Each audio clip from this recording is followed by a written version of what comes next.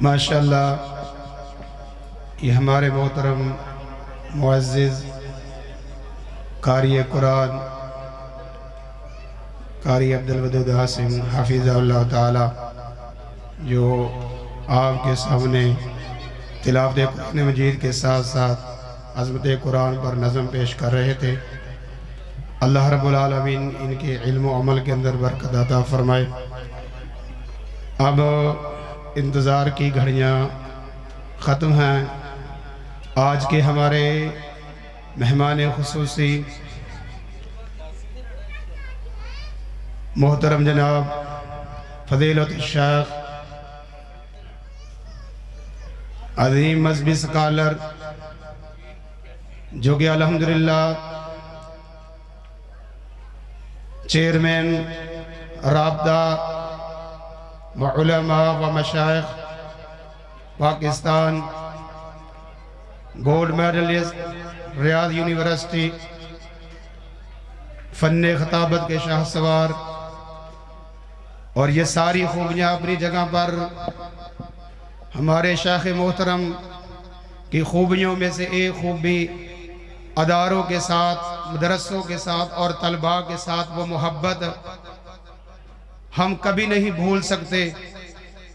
جب ہم پڑھتے تھے تو ہمارے شیخ محترم جب صبح کے وقت ضیافے سے نکلتے نماز کے لیے، جو طالب علم ملتا بڑی محبت کے ساتھ انہوں نے خوشبو پکڑی ہوتی اور طلباء کو خوشبو لگا رہے ہوتے تھے۔ اللہ کی قسم وہ محبت اپنے شیخ محترم کی ہم کبھی نہیں بھول سکتے۔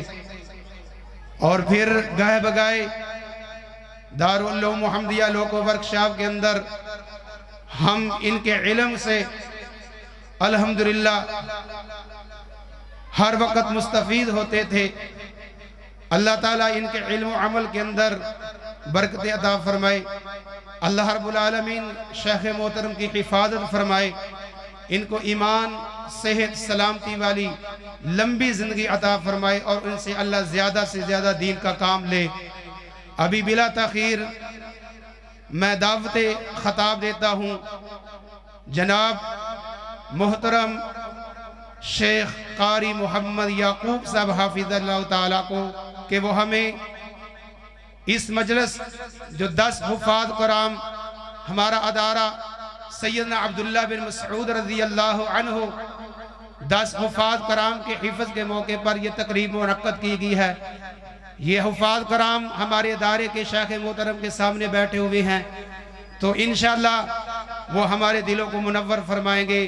بھائی بڑی دل جمی کے ساتھ تشریف رکھیں۔ جزاکم اللہ۔ الحمدللہ رب العالمین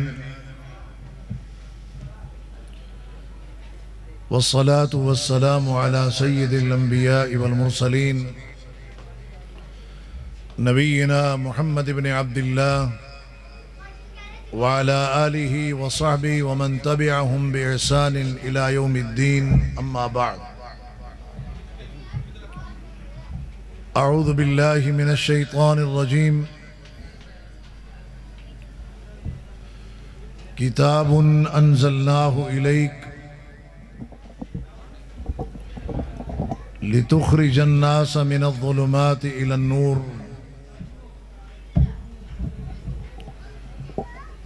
وقال رسول اللہ صلی اللہ علیہ وسلم القرآن حجت لک او علیک او کما قال صلی اللہ علیہ وسلم۔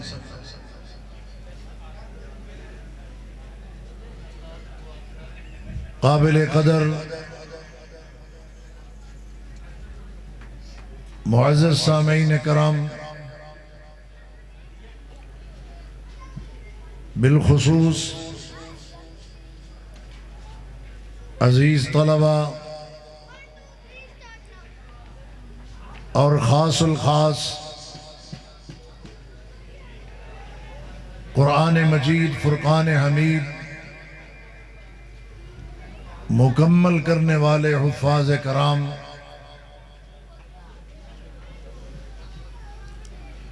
قرآن مجید آسمانی سلسلے کی آخری کتاب ہے۔ قرآن مجید فرقان حمید کے بعد کوئی بھی کتاب قیامت تک نہیں اترے گی، اسی نے باقی رہنا ہے، برقرار رہنا ہے، محفوظ ترین رہنا ہے اور ڈنکے کی چوٹ پہ رہنا ہے۔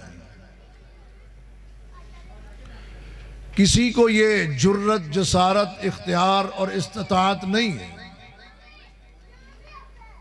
وہ اس میں رد و بدل کر سکے، تبدیلی کر سکے،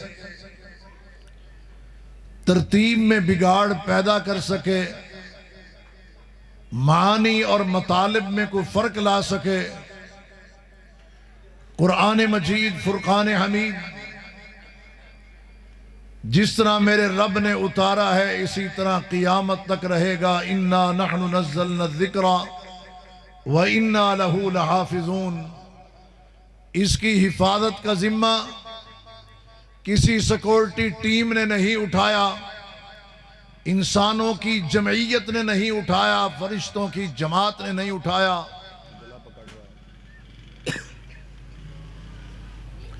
اس کی حفاظت کا ذمہ کس نے اٹھایا ہے؟ جن کو سمجھ ہے وہ انگلی اٹھا کے بولیں کس نے اٹھایا ہے؟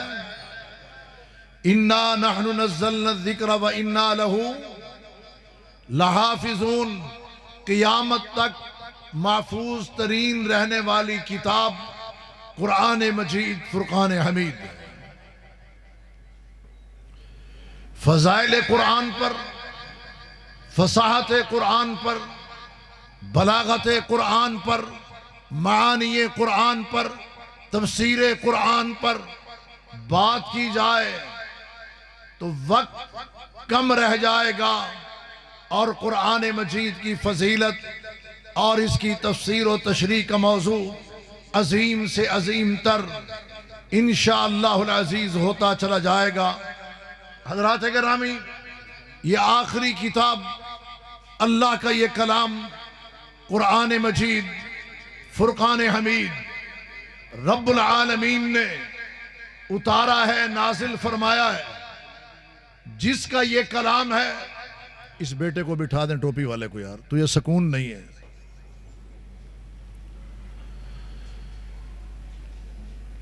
جس رب نے یہ کلام اتارا ہے، جس کا یہ کلام ہے، اسی کے نام سے شروع ہو رہا ہے الحمدللہ۔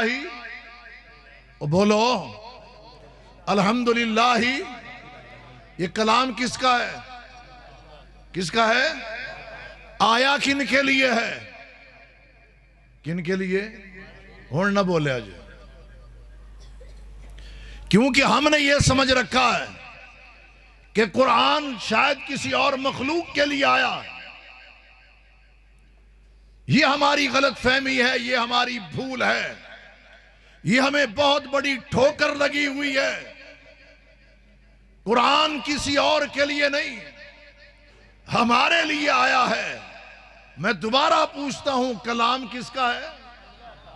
کس کے نام سے شروع ہو رہا ہے؟ آیا کن کے لیے ہے؟ انسانوں کے لیے۔ کن کے لیے؟ انہی کے نام پہ مکمل ہو رہا ہے، من الجنت والناس۔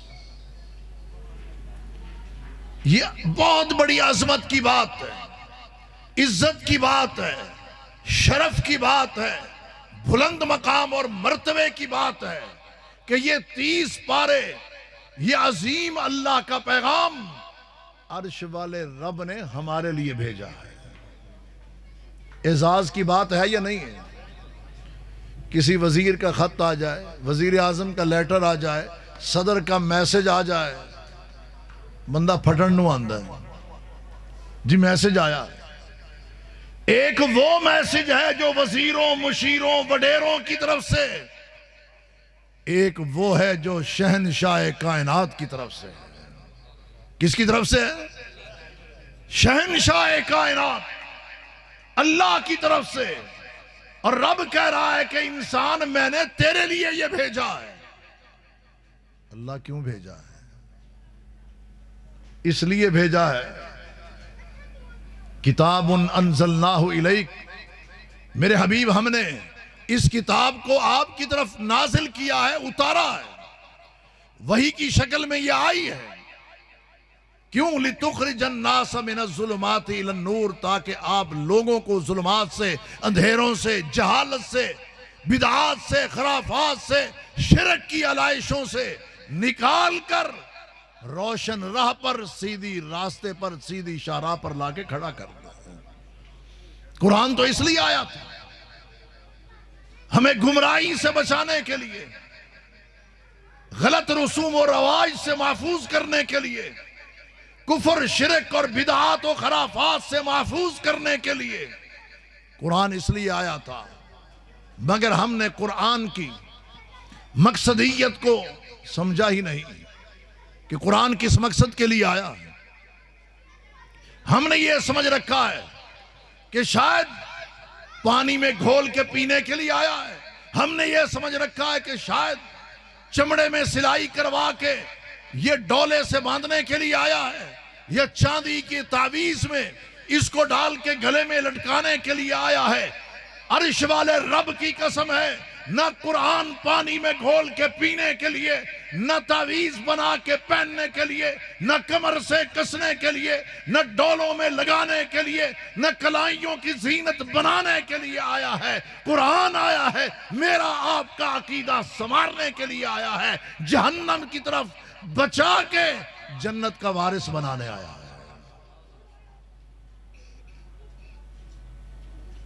قرآن اس لیے آیا لِتُخْرِجَ النَّاسَ مِنَ الظُّلُمَاتِ إِلَى النُّورِ، میرے حبیب لوگوں کے عقیدے کو، ایمان کو، اعمال کو درست کرنا ہے، صحیح کرنا ہے، ان کی سیاست کو، ثقافت کو، تہذیب کو، تمدن کو، خوشی اور غمی کے طریقوں کو درست کرنا ہے، سنوارنا ہے، سدھارنا ہے۔ اللہ اکبر کبیرہ۔ آپ توجہ میری طرف رکھیں، یہ آنا جانا لگا رہے گا، کیونکہ میں نے آپ سے زیادہ دیر بات نہیں کرنی، 9:30 بجے میں نے گفتگو ختم کر دینی ہے انشاءاللہ۔ اللہ اکبر کبیرہ۔ قرآن اس لیے آیا ہے۔ اب میں اپنا جائزہ لوں، کیا میری تہذیب، میرا تمدن، میری سیاست، میری معاشرت، میری معیشت، میرا نظام زندگی کیا قرآن کے مطابق ہے، سنت کے مطابق ہے؟ جواب نفی میں ملے گا۔ کیوں؟ اس لیے کہ قرآن ہماری مسجدوں میں بھی نظر بند ہے، قرآن ہمارے گھروں میں بھی قید ہے۔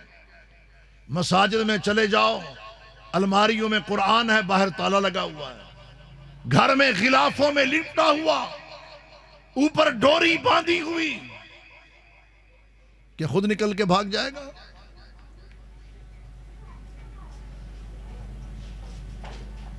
قرآن کا صرف احترام یہ نہیں ہے کہ تم اس کو اونچی جگہ پہ رکھو، صرف احترام یہ نہیں ہے کہ تم اسے غلاف پہناؤ، صرف احترام یہ نہیں ہے کہ تم شیشے کی الماریوں میں سجاؤ۔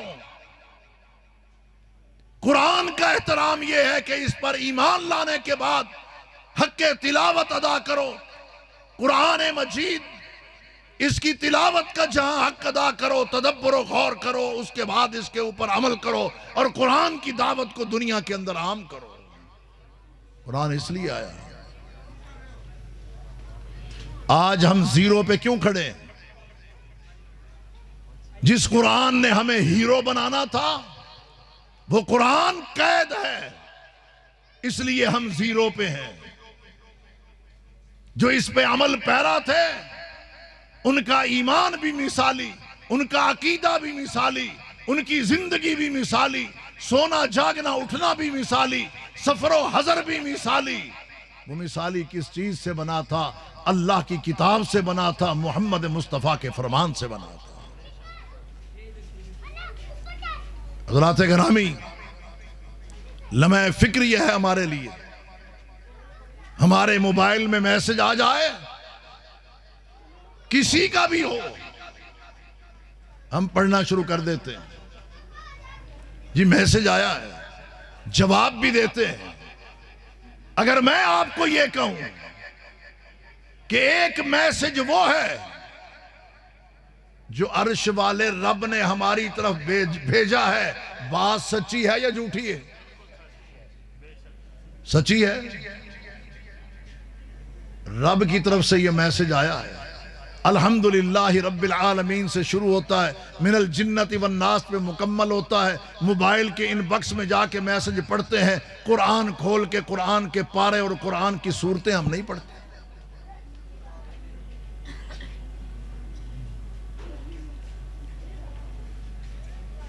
پچھلے رمضان میں چاند رات کو قرآن لپیٹ کے گھر میں رکھا تھا. اب رجب آ چکا ہے، قرآن ویسے کا ویسا پڑا ہے.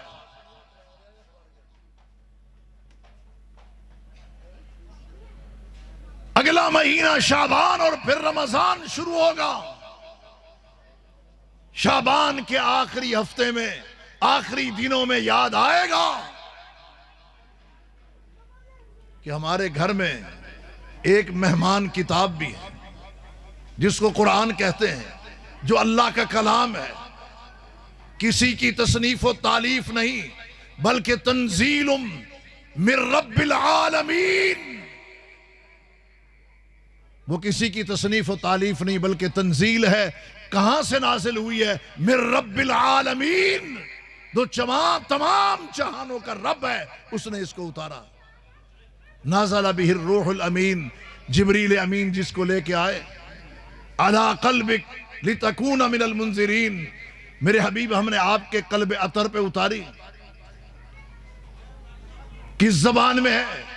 سید اللغات، جو تمام زبانوں کی سردار زبان، کائنات کی آسان ترین زبان میں اللہ رب العالمین نے یہ قرآن اتارا.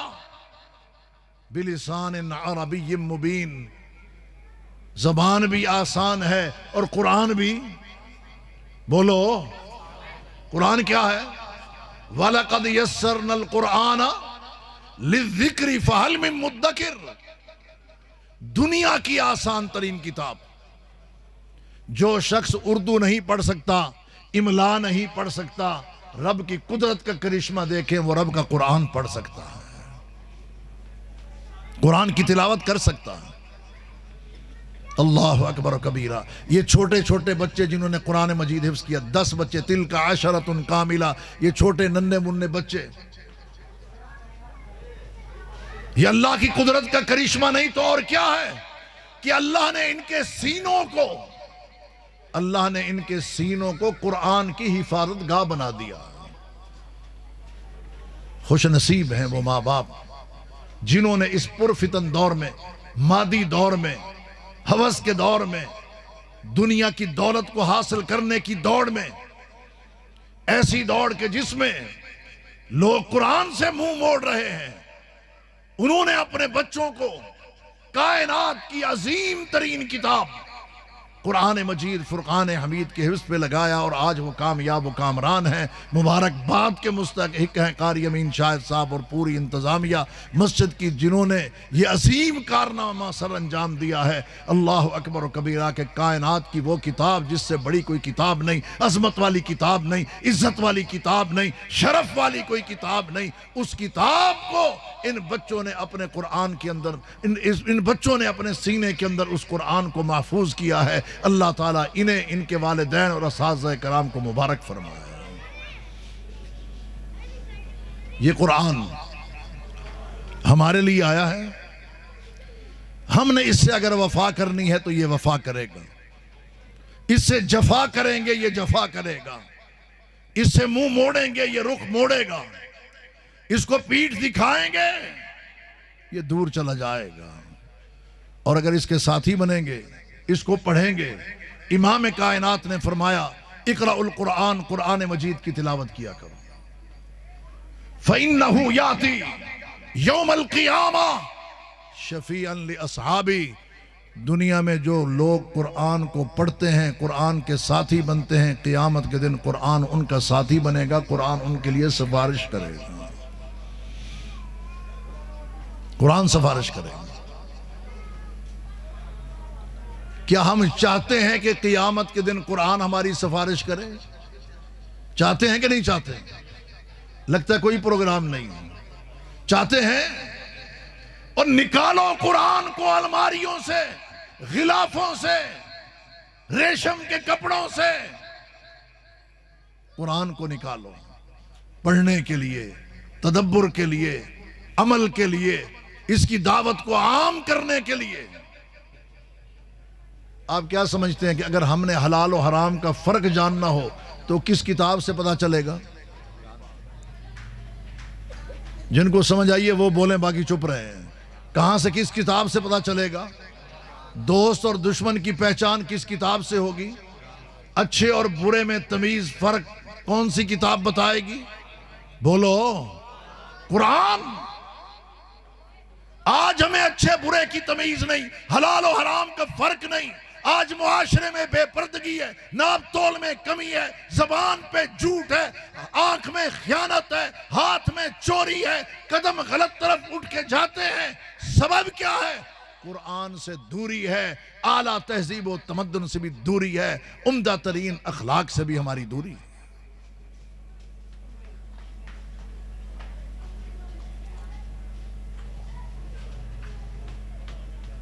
یہ آئی ہے تو اس کو پڑھنا پڑے گا، خالی ایمان لانا کافی نہیں۔ یہ نہیں کہ اس سے میں تبرک حاصل کر لوں، اس سے ہر چیز حاصل کرنی ہے۔ رب کی رحمتیں سمیٹنی ہے تو کس کتاب سے وہ رحمتیں ملیں گی؟ اور شفا حاصل کرنی ہو تو تب وَنُنَزِّلُ مِنَ الْقُرْآنِ مَا هُوَ شِفَاءٌ وَرَحْمَةٌ۔ شفا اور رحمت کس کتاب سے ملتی ہے؟ رب کی رحمتیں اس پر نازل ہوتی ہیں جو اللہ کا کلام پڑھتا ہے۔ تمام بیماریاں اس کے جسم سے، دل و دماغ سے، اس کی روح سے دور چلی جاتی ہیں جو اللہ کا کلام پڑھتا ہے۔ ما ہوا شفاء و رحمہ۔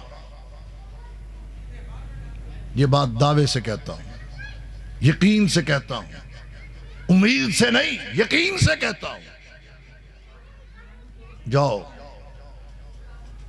وہ بیماری جو دنیا کے کسی ٹیسٹ میں نہ آ رہی ہو، وہ بیماری کائنات میں کسی ڈاکٹر کے پاس اس کا علاج نہ ہو، آؤ میں تمہیں بتاتا ہوں اس کا علاج میرے رب نے سورۃ الفاتحہ میں رکھا ہے، اللہ نے اپنے قرآن میں رکھا ہے۔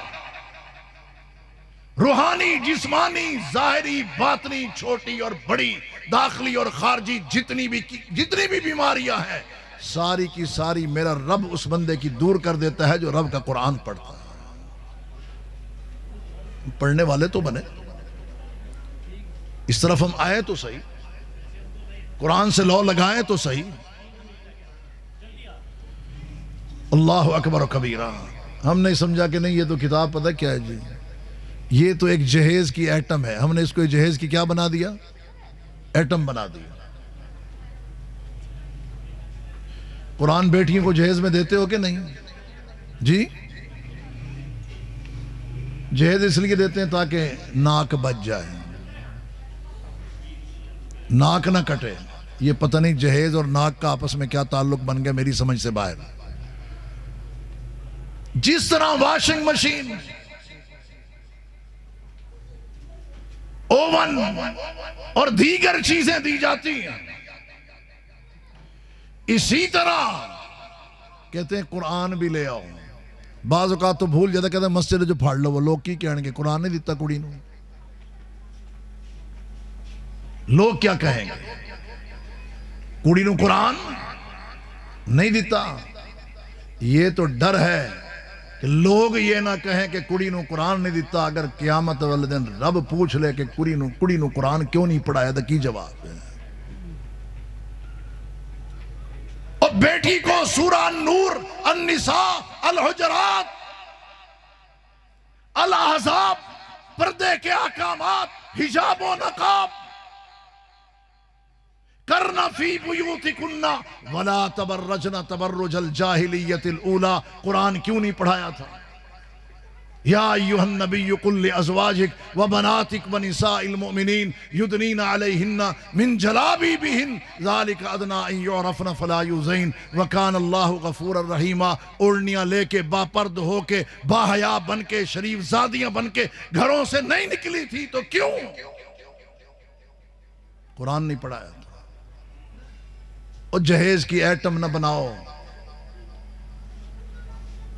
روشن مستقبل کا ذریعہ بناؤ، نجات کا ذریعہ بناؤ، فلاح کا ذریعہ بناؤ، دنیاوی اخروی ترقی کا اگر ضامن ہے تو وہ اللہ کا قرآن ہے۔